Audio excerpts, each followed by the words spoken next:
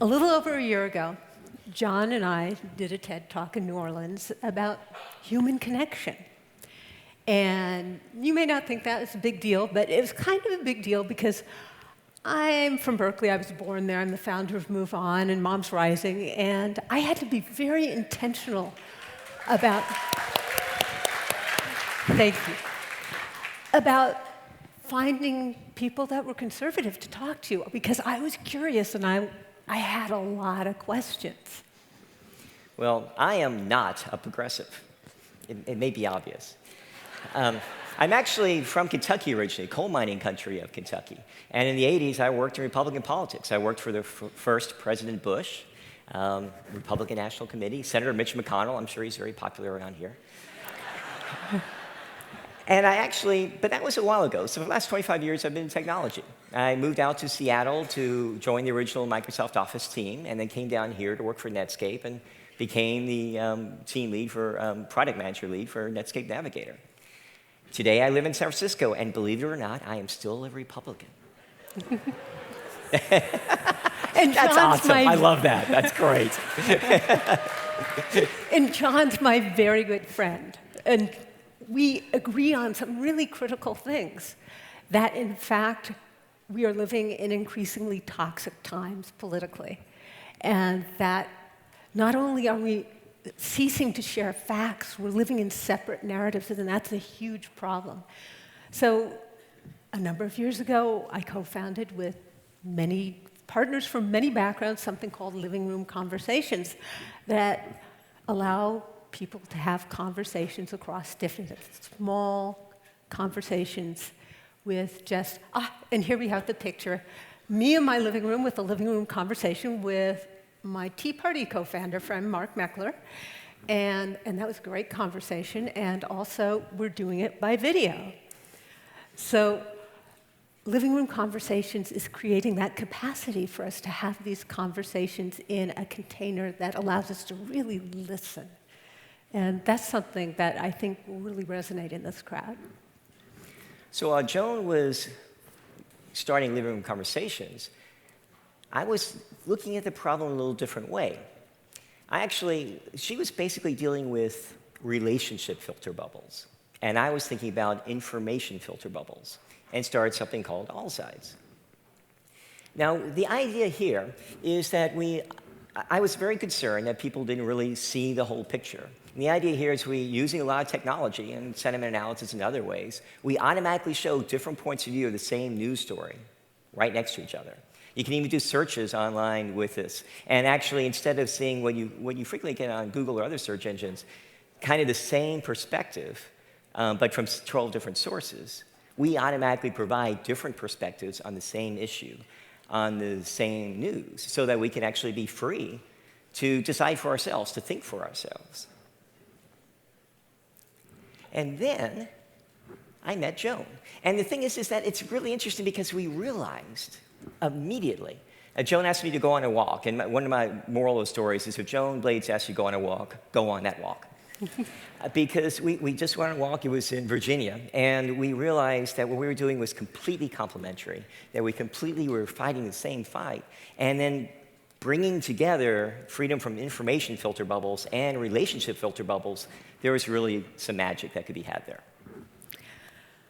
So, what's happened since our TED Talk? Over 1 million people viewed it. Living room conversations are happening all over the country.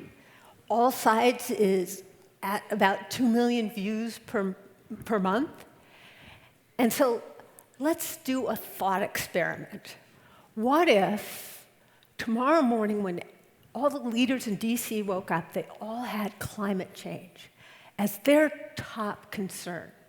What would happen? Now, when I think about that, I go, okay, what are some of the things they agree on? Let's look at healthcare. Everybody would agree we want affordable, great healthcare. And our leaders have been working on that for decades.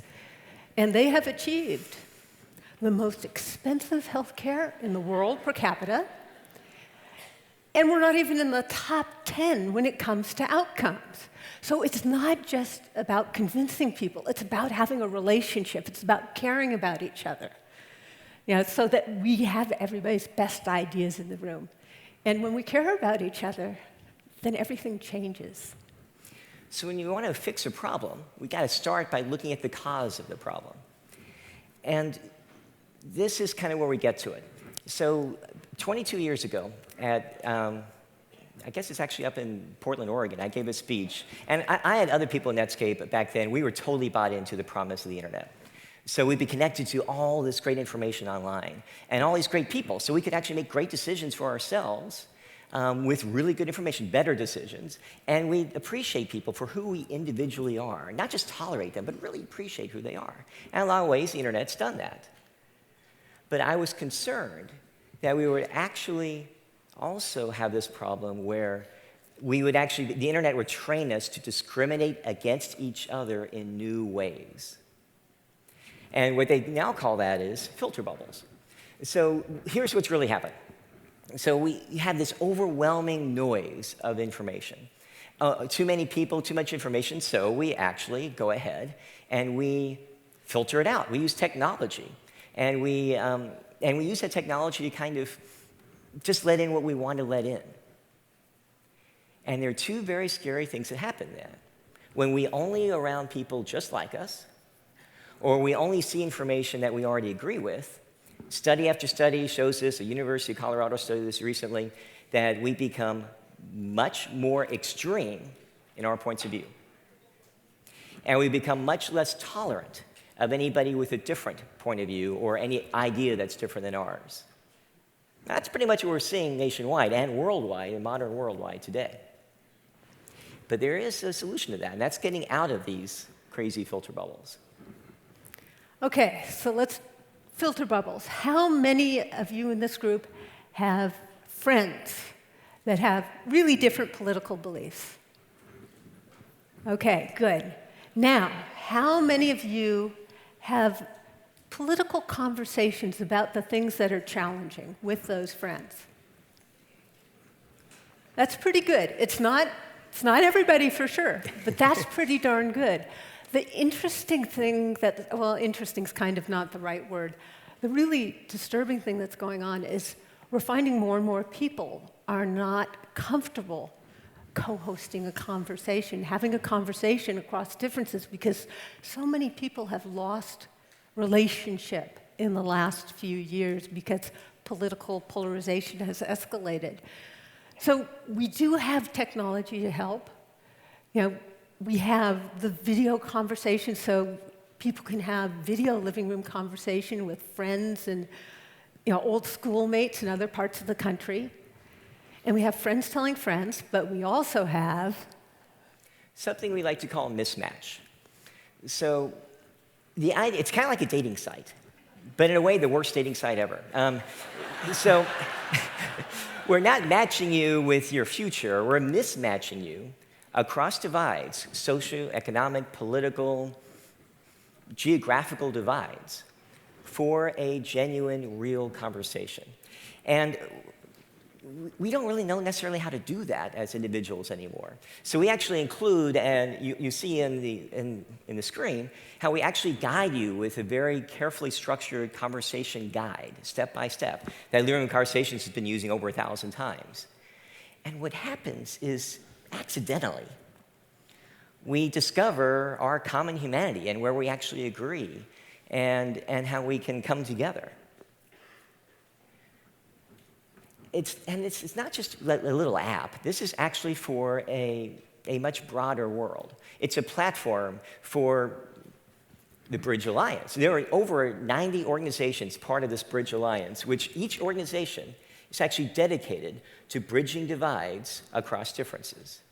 And they're not the only ones who are interested. Schools, nationwide, we'll talk a little bit about that in a moment. News media, we've already worked with that have, surprisingly enough, that have actually already given us like 1 million views in just a month with kinds of things we have. Libraries, 10,000 libraries in the nation, 100,000 school libraries. They want to be the center of a community for people to come together. We're talking to national restaurant chains. And we're also seeing a really remarkable thing happening in faith communities. So last month, I got this wonderful video from Boise, Idaho. I visited there last year, and I stopped at the Vineyard Boise Christian Fellowship. And I started watching this sermon from their Campfire series, and I realized all of a sudden that they were actually talking about living room conversations, that they were planning to have monthly living room conversations for their community, and asking their community, what are the questions you're afraid to talk about? And then they plan to take those people that in their community and reach out beyond their community. And this is our dream. Individuals and communities all around the country reaching out and connecting across differences.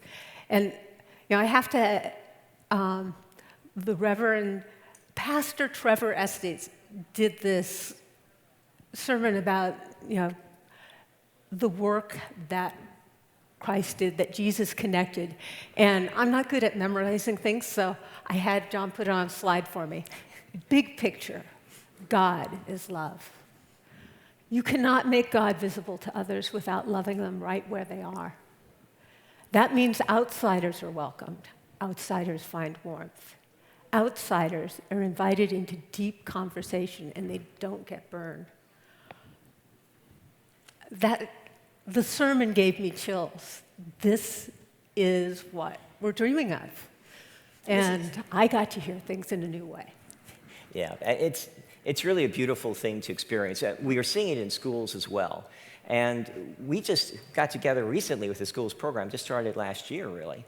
And we're already being used by teachers in 47 different states, with 12,000 students and teachers using our tools every week. We just did just starting a partnership with iCivics that's going to get us to 6 million more students in a year. There is a thirst out there for not being manipulated by outrage, but for understanding what's going on and having that personal connection. And it's an amazing partnership for AllSides and living room conversations, because when we have relationships with each other, then we can have everybody's best ideas in the room, and we have the agility to adapt and actually come up with solutions. That's what we've got to do. And I'm a grassroots person. I think it's got to start with us. So the question is that enough? I mean, we're going to talk about a lot of things this whole weekend, and that's really remarkable. Is that going to change the course of our future history? Well, one thing that we've been talking to is we've been talking to academics about movements, about social change. And we learned something quite interesting, that in general, that if you see a change at the national level, or in other cases, about 3.5% of the people have been engaged in that in some way. That once that happens, any group that hits that level, actually change happens. Legislation changes, the culture changes, society changes, the way we interact change. We have 330 million people in America. 3.5% of that, depending on whether you count just registered voters or everybody, that's anywhere between 5 million and 11 million people. That's a very doable number. And let's put on our hats of like innovators and technologists and think about product adoption. You're all probably familiar with an adoption curve like this. Well, 3.5% is only that small group of innovators and early adopters. Some people get discouraged that there are people on the extremes that will never listen to the other side. Well, to some extent, who cares? We have enough interest already nationwide to reach the innovators and early adopters. We just have to engage them and empower them, and with that, we can change the course of history. So our message is, together we can do this. We really can. But we need you to lead. Yeah, we are very pragmatists. I mean, from Move On to high-tech stuff, the reality is these things are not stuff you watch and see happen. It's stuff that we make happen. Every type of movement starts with groups like this and people in the room. It comes to us as individuals. So we invite you to do that. Invite them to join Sunday morning. 9:30. Okay. Questions and answers. Stage? Maybe questions. I don't know about the answers. Whatever it is. Anyway, I think it's over that way. Come join us. Have a living room conversation. It's not so much our answers as much as you guys getting a chance to try it out, because we want you to take it home with you. And we're around, so around. find us. Thank you very much. And thank you.